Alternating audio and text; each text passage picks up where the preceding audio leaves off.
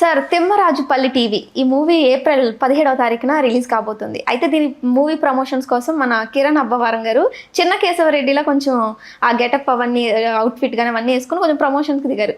అంటే దాన్ని ఎలా చూడొచ్చు అంటారు? మీ అభిప్రాయం ఏంటి? అంటే టీవీ అనేది మన జీవితాల్లోకి వచ్చిన నాటి కథ. అంటే ఎంటర్టైన్మెంట్కి మనకి మొదట్లో ఉన్న ప్లాట్ఫాము స్టేజే. స్టేజ్ ప్లేసు, నాటకాలు అలా నడిచేది. అలా చాలా కాలం నడిచింది. నడిచిన తర్వాత యాక్చువల్గా 1921 నుంచి సినిమా థియేటర్ అనేది మన జీవితాల్లోకి వచ్చింది 1921లో. అంటే 100 ఏళ్ళు గడిచిపోయింది. మనకి టాకీస్ అనేది మన జీవితాల్లోకి వచ్చి, అంతకుముందు మూకీ సినిమాలు ఉండేవి. మూకీ సినిమాలు ఎక్కడో థియేటర్లో కాకుండా ఊళ్ళల్లోకి తీసుకెళ్ళి ఆడేవాళ్ళు. పర్మనెంట్ థియేటర్ స్ట్రక్చరు తెలుగు రాష్ట్రాల్లో 21లో మొదలైంది. అప్పుడు సినిమా అనేది మొదట్లో సినిమాకి వెళ్ళేవాళ్ళు కాదు జనాలు. సినిమాకి వెళ్ళటం అనేది చిరాగ్గా ఫీల్ అయ్యేవాళ్ళు. ఆ రోజు ఊళ్ళో ఏదైనా పెద్ద నాటకం ఉందనుకుంటే జనాలందరూ అటే వెళ్ళేవాళ్ళు, సినిమాకి వచ్చేవాళ్ళు కాదు. సినిమాలకి జనాల్ని రప్పించడానికి ఆ రోజుల్లో సినిమా థియేటర్ ఓనర్లు చాలా కష్టాలు పడేవాళ్ళు.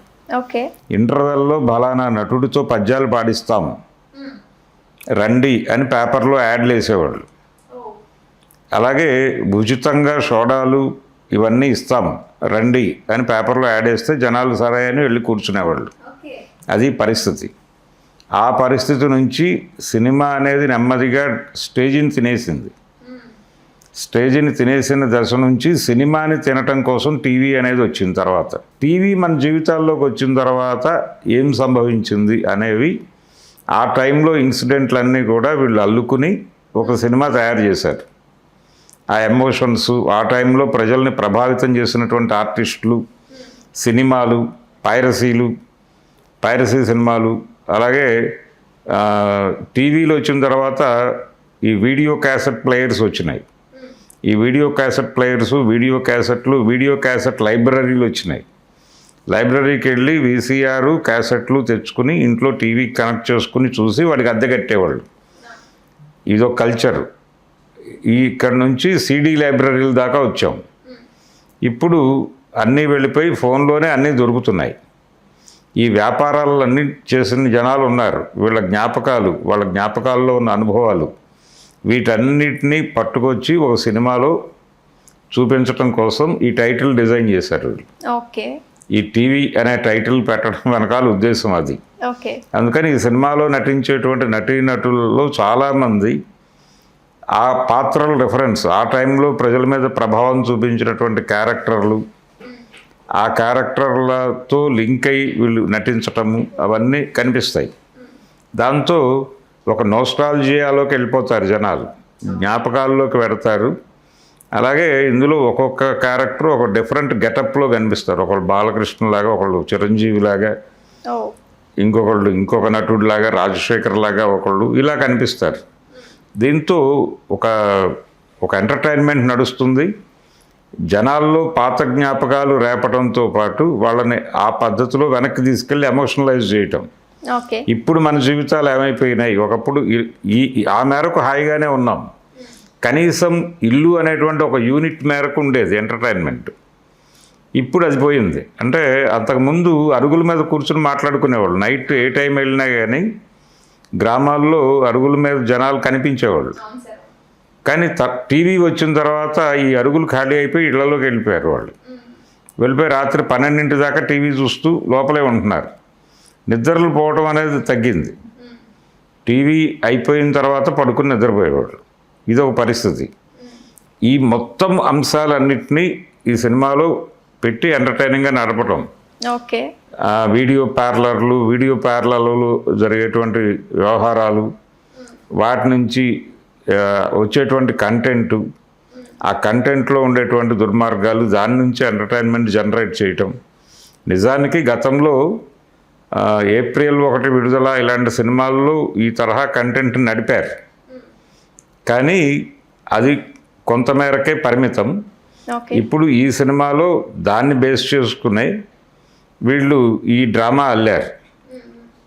అందుకని ఇది డెఫినెట్గా జనాలకు కనెక్ట్ అవుతుందనే అభిప్రాయంతో ఉన్నారు టీం అంతా. ఈ సినిమాని జనంలోకి తీసుకెళ్ళటం కోసం ఆ జనరేషన్లో జనాల్ని ప్రభావితం చేసిన హీరోలు, వాళ్ళ ఆహార్యాలు అవన్నీ వీళ్ళే ఆ గెటప్లు వేసుకుని ఇప్పుడు వీరసింహారెడ్డి గెటప్లో కిరణ్ అబ్బవరం తన్ని తాను డిజైన్ చేసుకుని జనంలోకి వచ్చాడు. సో ఆ జ్ఞాపకాలు రేపుతాం మేము రండి థియేటర్కి అని పిలుస్తున్నాడు. ఓకే. ఇదొక ప్రమోషనల్ యాక్టివిటీ. ఈ ప్రమోషనల్ యాక్టివిటీ వర్కౌట్ అవుతుంది. జనాలు విచిత్రంగా చెప్పుకుంటున్నారు దీన్ని. చెప్పుకుంటున్నారు. ఈ విచిత్రంగా చెప్పుకుంటున్నటువంటి జనాలందరూ రేపు పొద్దున్న థియేటర్లో ఎక్స్పీరియన్స్ పొందడానికి పెడతారు. ఓకే. సో ఇప్పుడు జనాలను సినిమా తీయటం ఒక ఎత్తు అయితే దాన్ని జనంలోకి తీసుకెళ్ళటం అనేది ఇంకొక ప్రోగ్రాం. సినిమాని జనంలోకి ఎంత లోతుగా తీసుకెళ్ళగలిగితే ఆ మేరకు రెస్పాన్స్ కనిపిస్తుంది. పుష్ చేసినటువంటి సినిమాలు ఇప్పుడు రాజు వెడ్స్ రాంబాయి సినిమాని వాళ్ళు విపరీతంగా పుష్ చేశారు జనంలోకి. ఆ ప్రభావం కనిపించింది వసూళ్ల మీద. రీసెంట్గా లిటిల్ హార్ట్స్ ఇలాంటి సినిమాలన్నీ బాగా పుష్ చేశారు. జనంలోకి సినిమాని ప్రాపర్గా తీసుకెళ్ళగలిగితే థియేటర్లకు జనాలు వస్తున్నారు ఓకే అనే అభిప్రాయం వాళ్ళు కలిగించారు. దురంధర్కి కూడా బాగా పుష్ చేశారు. సో ఈ సినిమాని ఈ పద్ధతిలో పుష్ చేస్తూ పెడుతున్నారు వీళ్ళు. బాలకృష్ణ గెటప్లో ఒకళ్ళు, చిరంజీవి గారి గెటప్లో ఒకళ్ళు, పాత ఎన్టీఆర్ గెటప్లో ఒకళ్ళు, ఇలా ఇది వ్యాపారం బాగానే నడుస్తుంది అనడానికి ఇది ఒక ఉదాహరణ. ఓకే.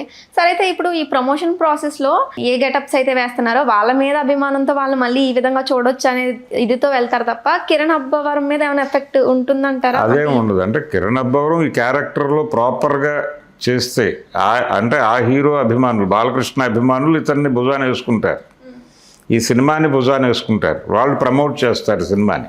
ఓకే. అందుకని ఆ హీరోల ఇమేజు, వాళ్ళ అభిమానులు వాళ్ళ ఆ హీరోని ఎలా చూస్తున్నారు, ఈ సెన్సిటివిటీస్ని కూడా పట్టించుకొని కథలో పెట్టాలి. అవి ఓకే. పెడితే వర్కౌట్ అవుతుంది.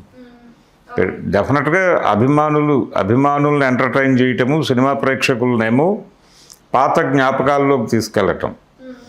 అంటే ఆ రోజుల్లో ఎలా ఉండేదంటే పైన యాంటీనా పెట్టిన తర్వాత అది ఏ డైరెక్షన్లో పెట్టాలో పైన ఒకళ్ళు కింద ఒకళ్ళు టీవీ దగ్గర ఒకళ్ళు కూర్చుని వచ్చిందా రాలేదా, బొమ్మ వచ్చిందా రాలేదా అని అడుగుతూ అలా సెట్ చేసేవాళ్ళు దాన్ని ఒక డైరెక్షన్. ఇలాంటి నానా కష్టాలు పడేవాళ్ళు టీవీతో వచ్చినటువంటి కష్టాలు, దాన్ని ఎంటర్టైనింగ్గా చెప్పడం, ఇవన్నీ ఉంటాయి సినిమాలో. ఇవన్నీ ఉండటం ద్వారా ఏంటంటే పాత జ్ఞాపకాల్లోకి వెళ్తారు. ఓకే. ఇప్పుడు 90 వరకు మన జీవితాల్లో జరిగిన మార్పులు వేరు.